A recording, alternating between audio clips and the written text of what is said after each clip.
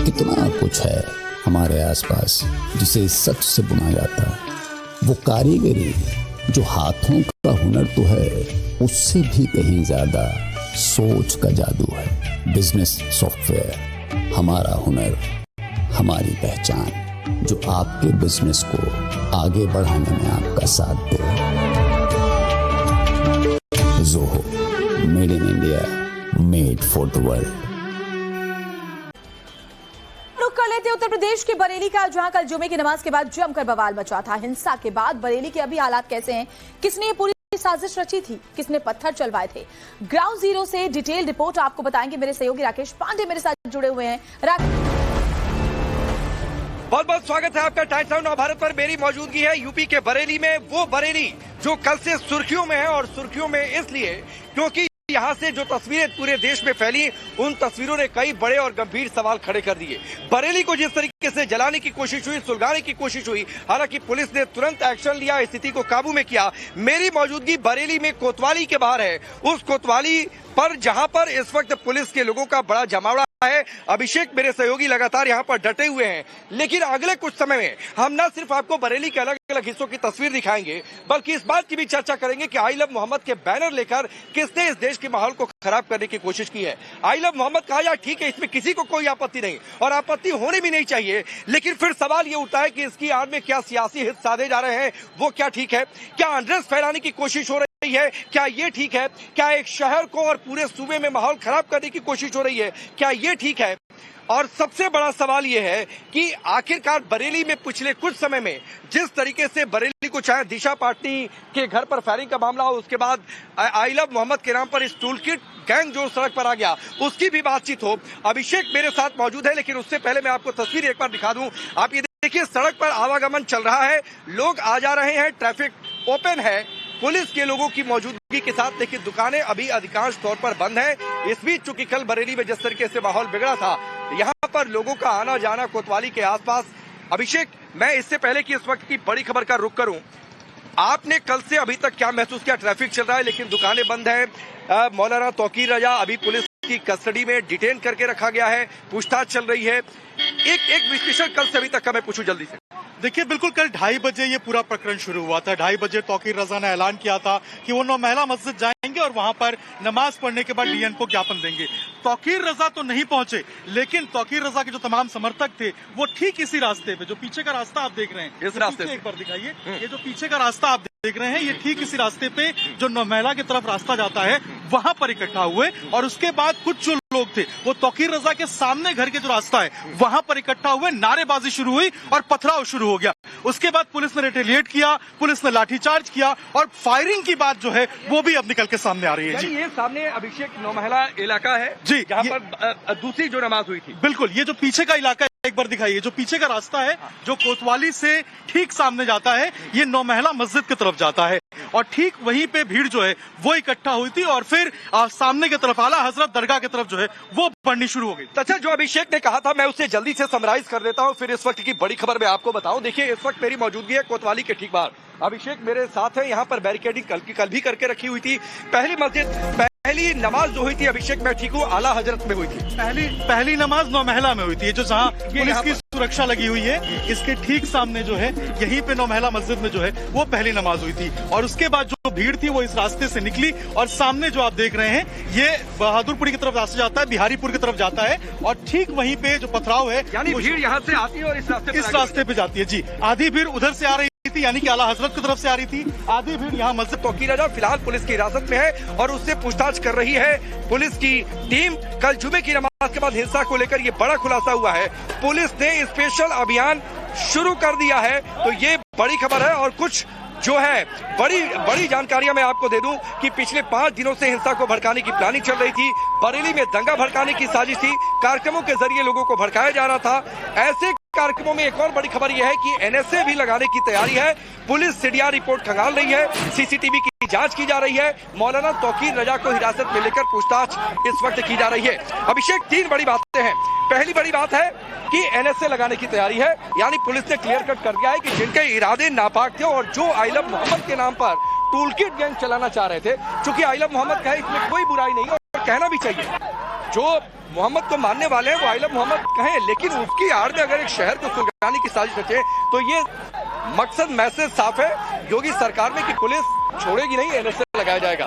दूसरा बड़ा खुलासा कि 5 दिनों से ये पूरी प्लानिंग चल रही थी, यानी ये सब कुछ सोचा समझा है।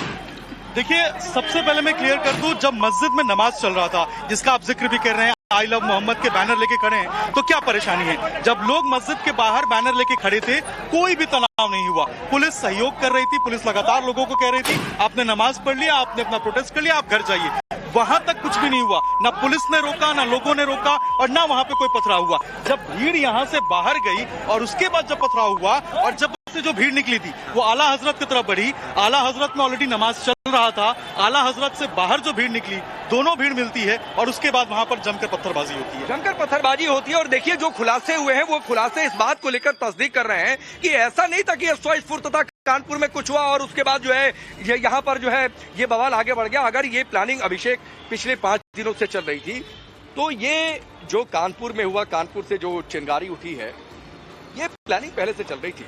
ये उसमें एक बहाना मिला या फिर ये कह लीजिए कि सोचा समझा ये सब कुछ कानपुर से चला आ रहा है कि इसकी आड़ में हम अनरेस्ट कैसे फैलाएं। देखिए, बिल्कुल कल दोपहर 2 बजे हम यहाँ पहुंचे थे, क्योंकि 2:30 बजे तौकीर रजा ने ऐलान किया था। 2 बजे तक हम तौकीर रजा के घर पे थे, वहां माहौल बिल्कुल शांत था। 2 बजे जब मैं यहाँ मस्जिद पे पहुंचे 9 महिला, तब भी माहौल बिल्कुल शांत था। 2:30 बजे जब नमाज खत्म हुई तब भी माहौल बिल्कुल शांत था, लोग बाहर निकल रहे थे। हालांकि हाथों में तख्तियां और पोस्टर्स लेके आई लव मोहम्मद के लोग खड़े थे, लेकिन किसी तरीके से कोई तनाव नहीं था, सिर्फ नारेबाजी हो रही थी। लेकिन अचानक से ये नारेबाजी, पत्थरबाजी और फायरिंग में कैसे तब्दील हो जाती है, ये आप खुद समझ सकते हैं कि इसकी प्लानिंग और स्क्रिप्टिंग कहां से की हुई। कोई नमाज पढ़ने पिस्टल लेके तो जाएगा नहीं, ना कट्टा लेके जाएगा, ना पत्थर लेके जाएगा। और बिल्कुल सही बात है, मस्जिद हो, मंदिर हो या फिर कोई भी इबादत की जगह हो, लोग वहां पर अपने भगवान, अपने खुदा को याद करने के लिए जाते हैं। बरेली में मैं जहां पर मौजूद हूं, बरेलवी आंदोलन का केंद्र है इस्लाम में, लेकिन आज क्या कोशिश हो रही है? आज इसको अराजकता के सेंटर में कन्वर्ट करने की कोशिश हो रही है। लेकिन शायद ये जो अराजक कल नमाजियों की भीड़ में घुस गए थे या फिर जो ये अनरेस्ट फैलाने की कोशिश हो रही थी, वो भूल गए थे कि उत्तर प्रदेश में, वो ये भूल गए थे कि यूपी की पुलिस ऐसे लोगों का सही से इलाज करती है। आप संभल बनाने की कोशिश करेंगे, ये होने नहीं दिया जाएगा। आप यहाँ पर सड़क पर उतरकर अराजकता फैलाने की कोशिश करेंगे तो ये इश्क़ रसूल के नाम पर, नामूस रिसालत के नाम पर जो तमाम नौजवान और हमारे तमाम हजरात आए, मुबारकबाद के मुस्तहिक है। और मैं ये समझता हूं कि इस नाम पर जिन लोगों को चोट लगी है वो भी मुबारकबाद के मुस्तहिक है। पुलिस और प्रशासन, हुकूमत सख्त मुसलमानों की मुखालफत पे आमादा है और मुसलमानों को अल्लाह और रसूल का नाम भी देने के लिए तैयार नहीं है। इसके खिलाफ जितना दबाया जाएगा ये मामला उतना उभरेगा। अब मौलाना तौकीर रजा कह रहे हैं कि खुशी हो रही है कि लोग रसूल के नाम पर सामने आ रहे हैं। अरे नाम लेने से किसने मना किया? मौलाना तौकीर रजा जवाब देंगे आप? पुलिस की कस्टडी में किसी ने कहा कि आप आई लव मोहम्मद मत बोलिए, किसी ने कहा कि आप रसूल का नाम नहीं लीजिए। कहीं एक FIR हुई है जिसमें लिखा गया हो, या फिर कानपुर में अगर बातचीत कर लूं कि आई लव मोहम्मद लिखा बैनर लगा था इसलिए FIR हो गई? गलत जगह पर बैनर लगा था, दूसरे लोगों के बैनर फाड़े गए थे, इस पर कार्रवाई हुई। लेकिन ये वही मौलाना तौकीर रजा है जो कभी ये कहते हैं कि RSS BHP बजरंग दल आतंकी संगठन है। ये वही मौलाना तौकीर रजा है जो ये कहते हैं और ये जो धमकी भरी भाषा का इस्तेमाल करते हैं, जो इस देश में आम मुसलमानों को भड़काने की कोशिश करते हैं, ये कहकर कि मुसलमानों ने कानून हाथ में ले लिया तो छिपने की जगह नहीं मिलेगी। ये वही मौलाना तौकीर रजा है जो ये प्रधानमंत्री मोदी को लेकर कहते हैं कि सरकार धृतराष्ट्र बनी बैठी है। कहां सरकार धृतराष्ट्र बनी बैठी है? मौलाना तौकीर रजा ये जवाब देंगे क्या? मौलाना तौकीर रजा वही है जो कहते हैं कि ये CAA कानून को कि कानून वापस नहीं लिया तो गलियों में खून बहाएंगे। तो क्या वही मानसिकता तब से मौलाना तौकीर रजा के दिमाग में चली आ रही थी, गलियों में खून बहाने वाली? इसीलिए कल जो कुछ बरेली में हुआ ये प्लानिंग चल रही थी। तस्लीमा नसरीन को लेकर इन्हीं मौलाना तौकीर रजा ने कहा था कि 5 लाख का इनाम देंगे। मौलाना तौकीर रजा जो तिरंगा यात्रा निकलती है तो कहते हैं कि सरकार तिरंगे के नाम पर धंधा कर रही है, जो इस सूबे के मुख्यमंत्री को कहते हैं कि योगी ने ढोंगी है। तो सवाल ये उठता है कि असल ढोंग कर कौन रहा है? क्या असल ढोंग मौलाना तौकीर रजा नहीं कर रहे हैं, जो आम मुसलमानों को बरगलाने की कोशिश कर रहे हैं? अभिषेक, मौलाना तौकीर रजा फिलहाल पुलिस की हिरासत में, पूछताछ चल रही है और जिस तरीके से उनकी हिस्ट्री शीट रही है, हिस्ट्री शीट शब्द का इस्तेमाल मैं इसलिए कर रहा हूं क्योंकि उनके कुछ बयान मैंने कोट किए और ये बयान वो इस्तेमाल करते हैं लोगों को भड़काने के लिए, मुसलमानों को सड़क पर उतारने के लिए, जो कहते हैं हमारी बातें नहीं मानी गई तो गलियों में खून बहा दिया जाएगा। लेकिन शायद मौलाना तौकीर रजा भूल रहे हैं कि यूपी पुलिस किसी को छोड़ती नहीं है। देखिए बिल्कुल यूपी पुलिस ने स्पष्ट कर दिया है। बरेली में विशेष रूप से मैं बात करूं, क्या तौकीर ने किसी को फोन किया था, ये सारे सवाल है जिसका जांच अभी होना बाकी है और जांच के बाद जो है मैं एक बात और कह रहा हूं अभिषेक, चाहे कानपुर की बातचीत हो या फिर बरेली में जो कुछ कल हुआ, आप आई लव मोहम्मद कह रहे हैं, ठीक है, आप जुलूस निकाल रहे हैं, अपनी कोई बात कह रहे हैं, वहां तक भी ठीक है, लेकिन हाथ में पत्थर लेकर पुलिस कह रही है गोलियां चली हैं। कौन थे गोलियां चलाने वाले? आप किसी से प्यार करते हैं तो उसमें गोली चलाने वाली बात ये कौन घुस रहे हैं? ये बड़ा सवाल है। देखिए बार बार मैं इसीलिए ये सवाल कर रहा हूं क्योंकि जो लोग ये कह रहे हैं कि शांतिपूर्ण तरीके से प्रदर्शन हो रहा था और पुलिस ने लाठीचार्ज कर दी, तो सवाल ये है कि आखिर वो पत्थर लेकर शांतिपूर्ण प्रदर्शन कर रहे थे, क्या कट्टे लेकर शांतिपूर्ण प्रदर्शन कर रहे थे, क्या फायरिंग करके शांतिपूर्ण प्रदर्शन कर रहे थे? पत्थरबाजी किसने की? हमने जब कल रिपोर्ट दिखाई, जब वहां पर घटनास्थल पे मौके पे मौजूद थे, पत्थर बरेली में फिर दोहरा रहा हूं, ये इस्लाम में बरेलवी आंदोलन का केंद्र रहा है, लेकिन यहां पर मौलाना तौकीर रजा जैसे मौलाना इसे अराजकता का सेंटर बनाने की कोशिश कर रहे हैं। नौमहला मस्जिद के द्वार पर मैं हूं, आप देखिए पुलिस की तैनाती, कल यहां से भीड़ निकलती है, पोस्टर लेकर उतर रहे हैं, निकल रहे हैं, वहां तक सब ठीक है, कुछ भी कानूनन गलत नहीं है। ये अलग बात है, ठीक है, पुलिस ने इजाजत नहीं दी थी कि 5 से ज्यादा लोग निकले। कल सबसे बड़ी बात ये थी कि तमाम लोग यहाँ पर मौजूद हैं, तमाम लोग नमाज पढ़ने गए थे, बेहद शांतिपूर्ण तरीके से जो आसपास के लोग थे वो नमाज पढ़ने गए, बाहर निकले, हाथों में पोस्टर लिए थे, ये बैनर्स लगे हुए थे, तब तक कोई बवाल नहीं हुआ। वहां तक कुछ गलत भी नहीं है। मैं अभिषेक ये कह रहा हूं, किसी भी धर्म के लोग, हिंदू धर्म में, इस्लाम में, सिख, ईसाई, वो अपने खुदा, अपने भगवान के नाम से आई लव के पोस्टर लेते हैं, उसमें कुछ गलत नहीं है, लेकिन मैं कह रहा हूं कि उसकी आड़ में अगर किसी भी धर्म में अगर कोई अराजकता फैलाने की कोशिश करेगा, जो कल मौलाना तौकीर रजा, चूंकि उसके बाद वो कह रहे हैं कि बड़ी खुशी हो रही है कि लोग रसूल के नाम पर निकले, बिल्कुल, और ये कह भी रहे हैं कि लोग घायल हो गए, इसकी भी उनकी खुशी है कि लोग इतने बड़ी संख्या में निकले। ये क्या सोच थे और किस तरीके से क्या मानसिकता है, ये आप खुद समझ सकते हैं कि वो किस सोच से पीड़ित हैं। तौकीर रजा से कई सारे सवाल हो रहे हैं इस वक्त जब हम बात कर रहे हैं। अच्छा, अभिषेक मैं एक बार जरा तस्वीर दिखाऊं, देखिए ये गली पूरी तरीके से फिलहाल अधिकतर दुकानें बंद हैं, सब कुछ शांत है, पुलिस के नियंत्रण में है।